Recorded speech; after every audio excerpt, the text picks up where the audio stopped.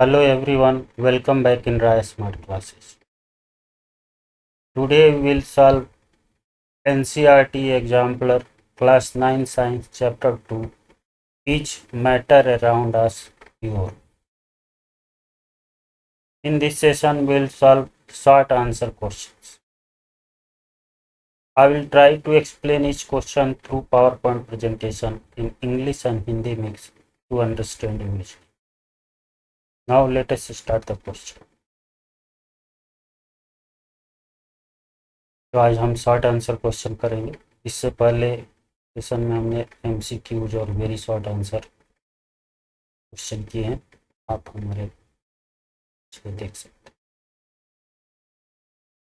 Question, explain why particles of a colloidal solution do not settle down when left undisturbed while in the case of a suspension they do. Question कर रहा है कि colloidal solution को क्यों settle नहीं होता है जब वो बिना डिस्टर्ब करके रख देते हैं, जबकि in case of suspension they do, जबकि सस्पेंशन के केस में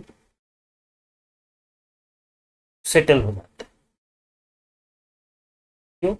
क्योंकि size of the particle in suspension is relatively larger than the size of particle in solution. जो सस्पेंशन में साइज ऑफ द पार्टिकल होता है वो रिलेटिवली सॉल्यूशन से बड़ा साइज में होता है। Moreover in suspension molecular interaction is weaker to keep the molecule in suspended form.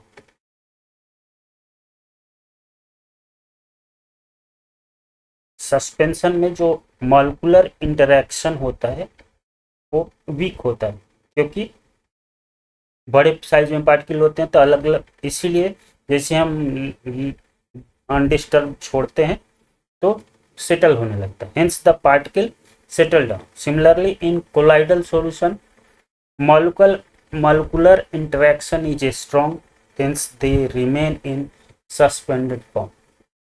जैसे कि मिल्क हमेशा ही सस्पेंडेड फॉर्म में होता है। Next question, smoke and fog both are aerosols, in what way are they different? Smoke और fog दोनों ही aerosols, किस वे में ये अलग है दोनों? Both smoke and fog have a gas as the dispersion medium, but the difference lies in the dispersed phase. Dispersed phase in fog is liquid, whereas in smoke it is a solid. Look at particulate matter। जो smoke और fog दोनों ही gas है इन dispersion medium, जो continuous phase जिसे हम fog over देखते हैं, but the difference lies in dispersed phase. Dispersed phase in fog is liquid, whereas in smoke it is solid।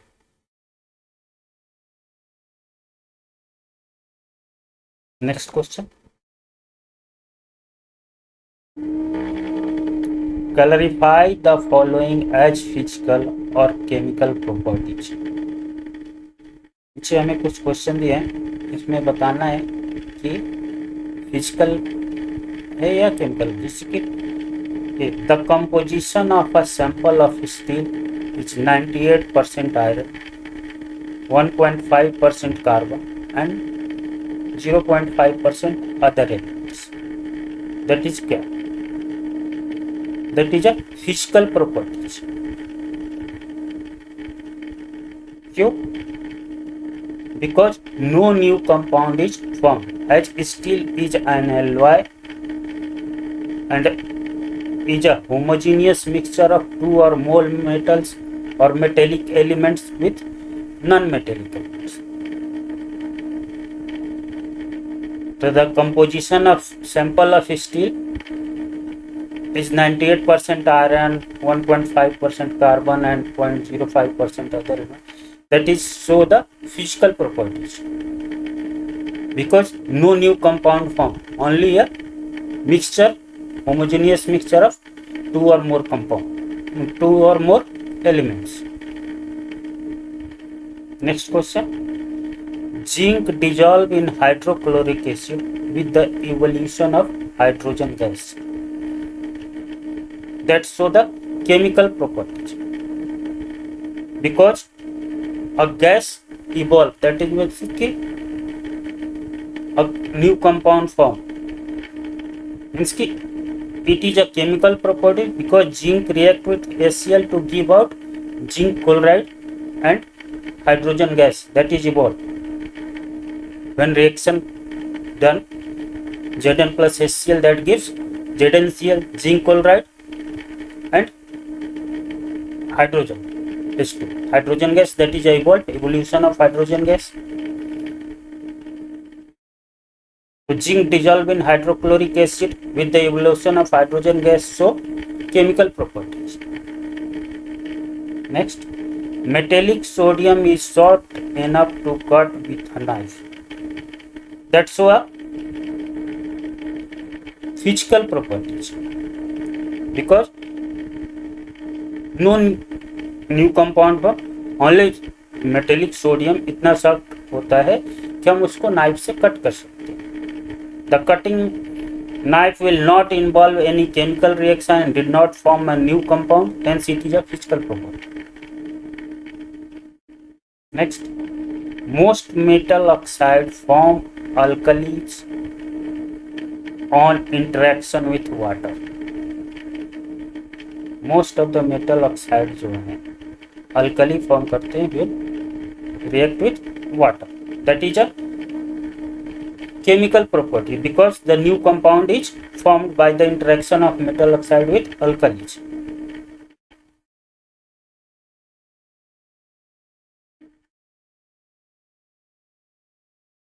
Next question.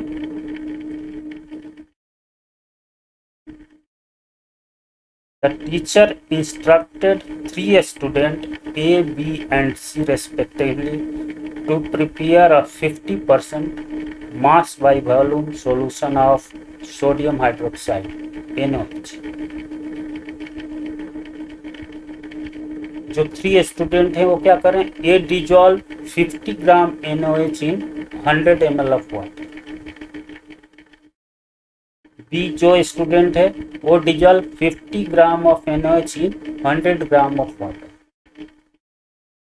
while जो C student है dissolve 50 gram of NaOH in water to make 100 ml of solution. Which one of them has made the desired solution and why? एक teacher 3 बच्चों को कहता है कि 50% mass by volume NaOH का solution मास sodium hydroxide का. तो तीनों बच्चे अलग अलग 50 ग्राम NaOH को 100 ml वाटर में डिजोल्व कर रहा है, बी 50 ग्राम NaOH को 100 ग्राम वाटर में डिजोल्व कर रहा है, और सी क्या कर रहा है 50 ग्राम NaOH को वाटर में डिजोल्व कर रहा है जिससे कि 100 ml सॉल्यूशन बन सके. करेक्ट कौन सा? दैट मीन्स कि student C prepare correct 50% solution of NaOH, because ए और बी क्या कर रहे हैं 150 ml या 150 ग्राम सॉल्यूशन बना है, that is incorrect, required quantity गलत ले रहे हैं. और जो सी स्टूडेंट है वो डिजायर्ड सॉल्यूशन बना रहा है. अगर हम कैलकुलेशन बाय कैलकुलेशन करते हैं तो मास बाय वॉल्यूम परसेंट कैसे निकालते हैं, mass of solute upon volume of solution into 100, that is a mass by volume percent. अब हमें 50% mass by volume solution अगर बनाना है तो क्या होगा, सोल्यूट हम कितना लेंगे, mass of solute equal to mass by volume percent into volume of solution upon 100. that means कि 50 into mass of volume कितना है, सोल्यूट कितना लेना है, तो वॉल्यूम और सॉल्यूशन 100 हो गया। मास बाई वॉल्यूम परसेंट 50% बनाना है तो 50 अपॉन 100, दैट मीन्स कि 50 ग्राम सोलूट, मतलब 50 ग्राम सोलूस हमें जो सॉल्यूशन बनाना है वो हम इतने वाटर में डिजोल्व करेंगे कि 100 ml सॉल्यूशन बन जाए, that is a 50% mass by volume solution. तो student C, dissolve 50 gram NaOH in water to make 100 ml salt, that is a correct and make a desired solution.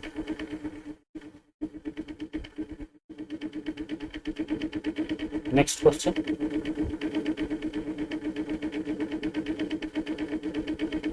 Name the process associated with the following. हमारे को ABCD बहुत सारे questions हैं, उसमें हमें process बताना है। इसके साथ क्या है, dry ice is kept at room temperature and at 1 atmospheric pressure. Dry ice को अगर रूम टेम्परेचर और 1 एटमॉस्फेरिक प्रेशर पर रखते हैं तो दैट इज क्या प्रोसेस है सूरज, सब्लिमेशन। सब्लिमेशन होगा आइस, अब रूम टेम्परेचर पे क्या होगा, अकॉर्डिंग टू रूम टेम्परेचर वो आइस पिघल जाएगा। Next, a drop of ink placed on the surface of water contained in a glass spread throughout the water. अगर हम एक ग्लास में वाटर लिए हैं, उसमें एक ड्रॉप अगर हम इंक डालते हैं तो ग्लास, पूरे ग्लास में जो वाटर है उसमें फैल जाता है, दैट इज क्या हुआ, जो इंक है डिफ्यूज किया, that is a diffusion. The process associated is called diffusion. Next, a potassium permanganate crystal is in a beaker and water is poured into the beaker with stirring, क्या होगा, also dissolution या diffusion. अगर potassium permanganate crystal हमने beaker में लिया और अगर उसमें पानी हम जब डालेंगे और स्टीरिंग करेंगे तो क्या होगा, डिजॉल्व हो जाएगा। और पोटेशियम परमैंगनेट का कलर कैसा होता है, ब्लू कलर का, वायलेट, तो पूरे डिफ्यूज करेगा। तो डिसोल्यूशन और diffusion, that is process associated with potassium permanganate crystal is in beaker and water is poured into the beaker with stirring is called dissolution or diffusion. Next, an acetone bottle is left open and the bottle becomes empty. That process is called evaporation. अगर acetone का बोतल हम खुला छोड़ देते हैं तो क्या होगा, धीरे धीरे बोतल एम्प्टी हो जाएगी, because acetone is evaporated. Acetone की जो बॉइलिंग पॉइंट वो होती है लगभग 56 डिग्री सेंटीग्रेड होती है, तो इवोपरेट कर जाए। Milk is churn to separate cream from it, that process associated centrifugation के थ्रू जो क्रीम मिल्क से निकलता है, that process is called centrifugation. Next, settling of sand when a mixture of sand and water is left undisturbed for some time is called sedimentation.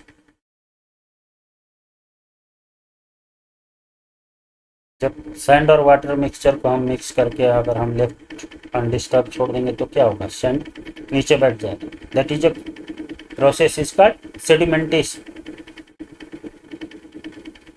Next, fine beam of light entering through a small hole in a dark room illuminates the particles in its path. Fine beam of light एक छोटे whole से dark room में inter करता है और क्या होता है, इल्यूमिनेट्स द पार्टिकल जो उसके रास्ते में आता है, that is called Tyndall wave. scattering of light. Scattering of light, that is called Tyndall. This process called Tyndall. Next question. You are given two samples of water labeled A and B. Sample A boils at 100 degrees centigrade and sample B boils at 102 degrees centigrade. Which sample of water will not freeze at 0 degrees centigrade? हमारे को दो sample water का दिया है, A and B. A 100 degree centigrade पे boil हो रहा है और बी 102 पे बॉयल हो रहा है. तो कौन सा सैंपल है जो 0 डिग्री सेंटीग्रेड पे फ्रीज नहीं है? तो वाटर का बॉइलिंग पॉइंट कितना होता है? 100 डिग्री सेंटीग्रेड. प्योर वाटर का 100 डिग्री बॉइलिंग होता है, तो 0 डिग्री पे क्या होगा? सेंटीग्रेड फ्रीज हो जाएगा. लेकिन जो बी है वो बी में इम्प्योरिटीज है, इसलिए वो उसकी जो बॉयल कर रहा है 102 डिग्री सेंटीग्रेड पे हो रहा है, तो ये 0 डिग्री पे फ्रीज नहीं होगा. दैट मीन्स कि sample B of water will not freeze at 0 degree centigrade. Sample B may consist of impurities. At 1 atmosphere, the boiling point of water is 100 degrees centigrade and freezing point is 0 degrees centigrade. And sample B, which will not freeze at 0 degrees centigrade. 100 degree पे sample नहीं हो रहा है, तो 0 degree पे centigrade पे नहीं होगा. यहाँ पे not boil at 100 degree centigrade लिखना चाहिए, गलती से लिखा गया. Next question. What are the favourable qualities given to gold when it is alloyed with copper or silver for the purpose of making ornaments? Ornaments बनाने के लिए गोल्ड को कौन सी क्वालिटी देते हैं? एलॉय का मिक्सिंग करते हैं कॉपर और या सिल्वर, जैसे कि ऑर्नामेंट बन सके. तो जो प्योर गोल्ड होता है कितने का? 24 कैरेट का होता है. वो काफ़ी सॉफ्ट होता है, उसका स्ट्रेंथ वीक होता है. तो हमें जो ऑर्नामेंट बनाना है अगर सॉफ्ट रहेगा तो चलेगा नहीं. तो इसके लिए हम प्योर गोल्ड में कॉपर या सिल्वर मिलाते हैं. तो प्योर गोल्ड, दैट मीन्स कि 24 carat is highly soft and does not have a strength. In order to give a strength to gold, silver or copper is alloyed to gold. As for example, an alloy that has 22 parts of gold and 2 parts of silver is 22 karat gold. वैसे 20 parts of gold and 4 parts of silver is 20 karat gold. 22 parts of gold and 2 parts of copper, that is also 22 karat gold, which 22 karat gold give sufficient strength to make ornaments.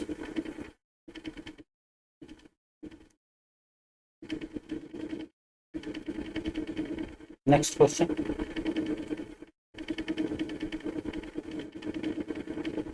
Question number 23. An element is sonorous and highly ductile. Under which category would you classify this element? What other characteristic do you expect the element to possess? कोई element है जो sonorous highly ductile होता है, किस category में this element को categorise करेंगे? So the metals are sonorous and highly ductile. Therefore, this element can be classified as metal. The other characteristics expected to be possessed by this element are luster, malleability, heat, and the electrical conductivity. जो element में sonorous और highly ductile होता है, that elements are metal. The other properties of that elements are luster, malleability, heat and electrical conductivity. All metals are heat and electrical conductivity. Next question. Give an example each for the mixture having the following characteristics. Suggest a suitable method to separate the component and these mixtures. नीचे कुछ वो दिए हैं, उसमें example देना है और जो करेक्ट, जैसे कि अ volatile and a non volatile component. The ammonium chloride and the sodium chloride. The mixture can be separated by the sublimation process of the ammonium chloride. Sublimation process से the mixture को separate out कर सकते हैं. Two volatile components with appreciable difference in boiling point. दो volatile components जिसमें boiling point का काफी difference होता है. क्या है? Stone and water. Stone 56 degree boiling point होता है, वाटर 100 डिग्री सेंटीग्रेड पर बॉयल होता है. दैट मीन्स कि थ्रू सेपरेटिंग फ्लास्क दोनों को अलग अलग किया जा सकता है. तो आंसर क्या है? The acetone and water. The mixture can be separated by evaporation process or the distillation process. The boiling point of a stone is 56 degree centigrade.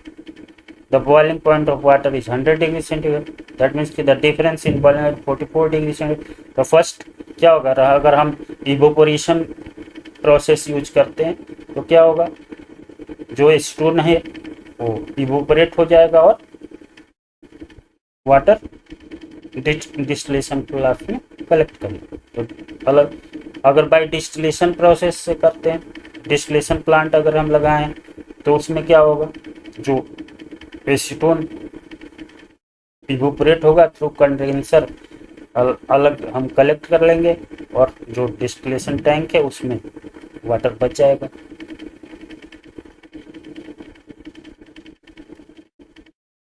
To immiscible liquid. Kerosene and water. Kerosene oil और water miscible नहीं है. The mixture can be separated with the help of separating funnel. Separating funnel में अगर हम to immiscible liquid डालते हैं तो क्या होगा, केरोसिन हेवियर देन वाटर होता है. तो केरोसिन का जो सेपरेटिंग फ्लास्क में डालेंगे तो केरोसिन का अलग लेयर बन जाएगा जो नीचे हम कलेक्ट कर लेंगे अलग बीकर में, और हमारे सेपरेटिंग फ्लास्क में फिर वाटर बच जाएगा जिसको अलग बीकर में कलेक्ट कर सकते हैं. Next, one of the component changes directly from solid to gaseous state. क्या आंसर होगा? The potassium chloride and the ammonium chloride. Through sublimation इसको हम सेपरेट आउट करेंगे. क्या होगा, जब हम पोटेशियम क्लोराइड और अमोनियम क्लोराइड को एक बीकर में लेके और जब हीट करेंगे उसको, और अगर जो बीकर है उसके ऊपर हम अगर कीप उल्टा करके रख देते हैं तो जब वो होगा तो अमोनियम क्लोराइड जो है वो इवोपोरेट होके जो बीकर फनेल है उसमें लग जाएगा और पोटेशियम क्लोराइड आपके बीकर में अनलेक्ट है. The mixture can be separated by sublimation process of the ammonium chloride. Ammonium chloride की सब्लिमेशन प्रोसेस है, हमने पीछे फर्स्ट सेशन में विथ फिगर हमने दिखाया, आप वहाँ से देख सकते हैं. Next, two or more coloured constituents are soluble in some solvent. दो से ज़्यादा कलर्ड कंस्टिट्यूएंट अगर किसी सॉल्वेंट में सॉल्युबल हो तो द प्लांट पिगमेंट। एग्जाम्पल क्या है? Plant pigment. The mixture of coloured constituent can be separated by chromatography method. जो कलर मिक्सचर है उसके कंस्टिट्यूएंट को अगर अलग करना है तो through chromatography, thin layer chromatography होती है, उसके थ्रू सबके अलग अलग पीक डेवलप हो जाएंगे, सब कलर के अलग। Next question 25, fill in the blanks. क्या है? A chloride is a colloid is a homogeneous mixture and its component can be separated by the technique known as centrifugation.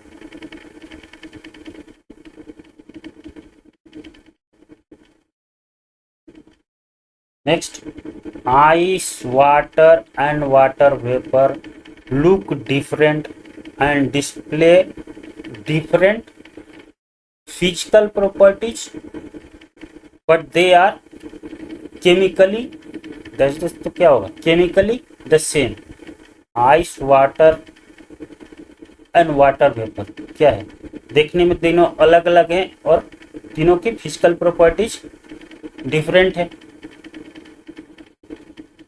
But chemically ice, water and water vapour are same.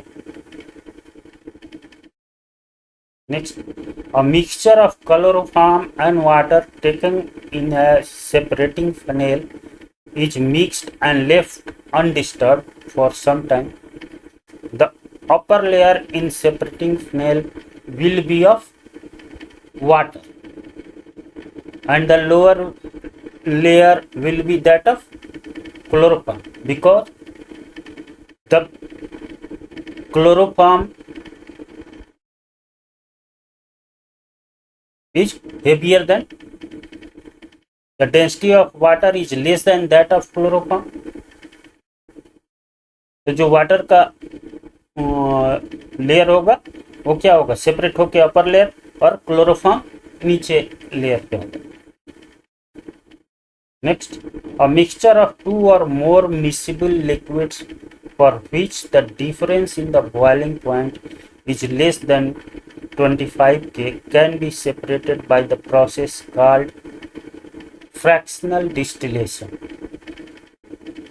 दो और दो से ज़्यादा miscible liquid है जिसकी boiling point की difference less than 25 kelvin है, उसको कैसे सेपरेट करना?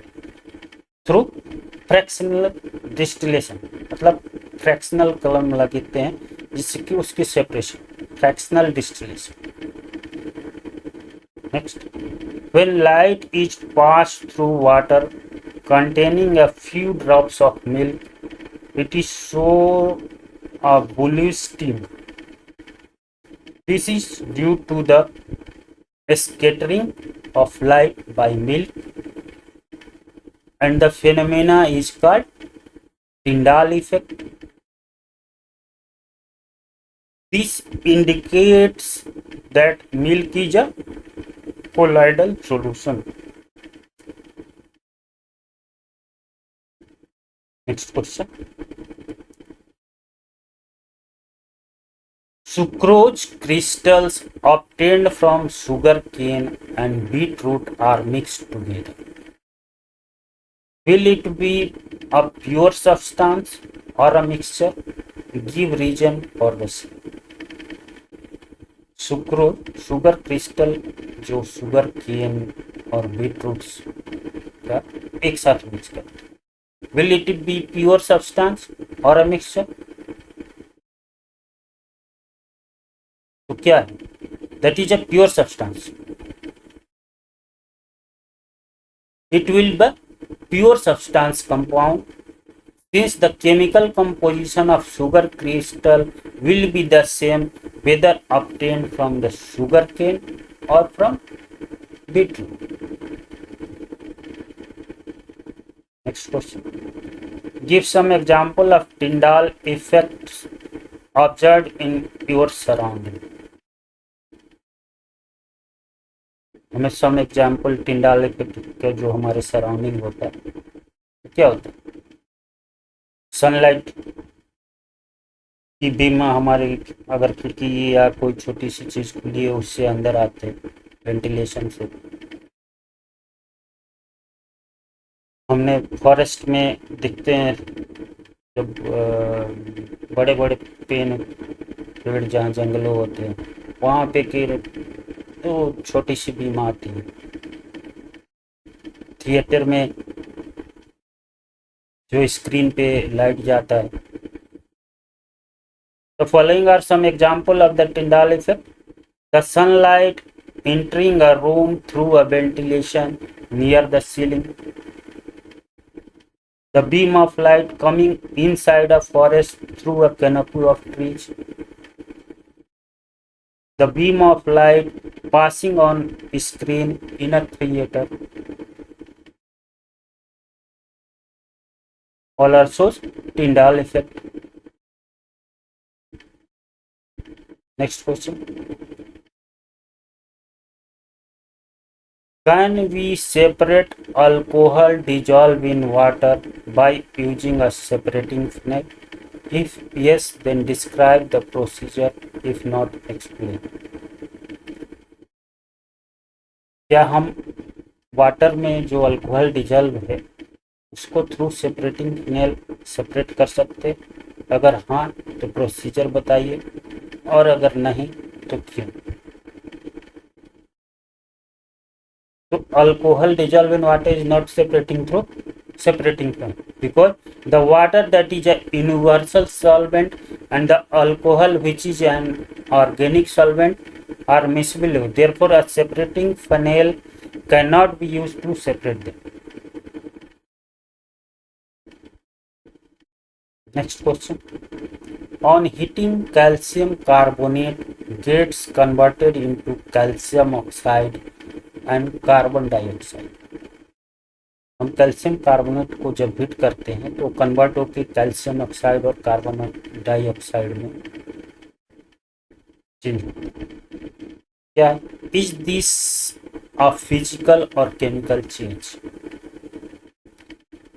That is a chemical change because a new compound form calcium carbonate on heated gives calcium oxide and carbon dioxide. That is a new compound form. This shows a chemical change because CaCO3 calcium carbonate का chemical name की CaCO3 plus H2O जब heat करते हैं तो calcium oxide plus CaO plus CO2 that is a CaO calcium oxide and carbon dioxide new compound that is a chemical change. Can you prepare one acidic and one basic solution by using the product formed in the above process? If so, write the chemical equation. क्या हम एक acidic soul और एक basic solution बना सकते हैं जो calcium oxide और कार्बन डाइऑक्साइड प्रोडक्ट बने? Yes. Can be prepared by डेल्मो product.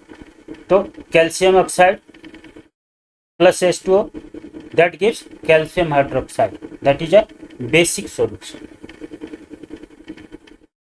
And carbon dioxide when treated with water that gives H2CO3 that is a acidic solution.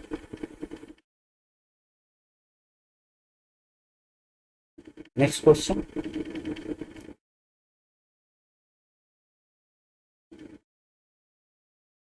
Non-metals are usually poor conductors of heat and electricity.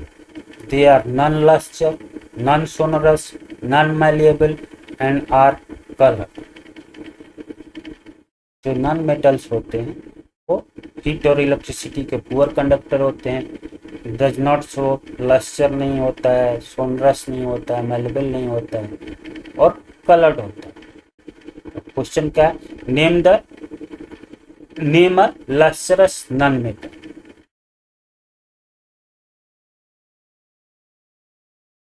क्या हो? Iodine. Iodine is a lustrous non-metal. Name a non-metal which exists as a liquid at room temperature. Non metal का नाम बताना है जो room temperature पे liquid होता है. Bromine. Bromine is a non-metal which exists as a liquid at room temperature. Next, the allotropic form of a non-metal is good conductor of electricity. Name the allotrope. Graphite. Graphite, that is a non-metal, is a good conductor of electricity. Name a non-metal which is known to form the largest number of compounds. Carbon. Carbon which is form largest number of compound.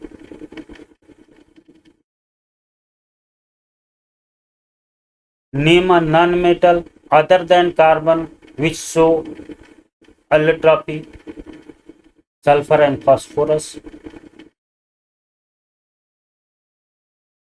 Name a non-metal which is required for combustion. Oxygen is a non-metal which is required for combustion. Next question.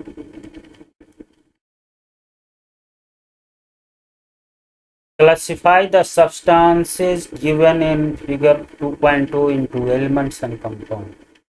हम ये substance दिए हैं copper, NaCl, aqueous, would, H2O, sand, zinc, F2, CaCO3, O2, diamond, Hg. अभी इसको हमें classify करना है कौन सा कंपाउंड है, कौन सा एलिमेंट है. तो जो एलिमेंट है copper, zinc, oxygen, fluoride, mercury, diamond, all are elements. और compounds aqueous, NaCl, wood, sand, H2O, COCO3, calcium carbonate, all are compounds. Next question.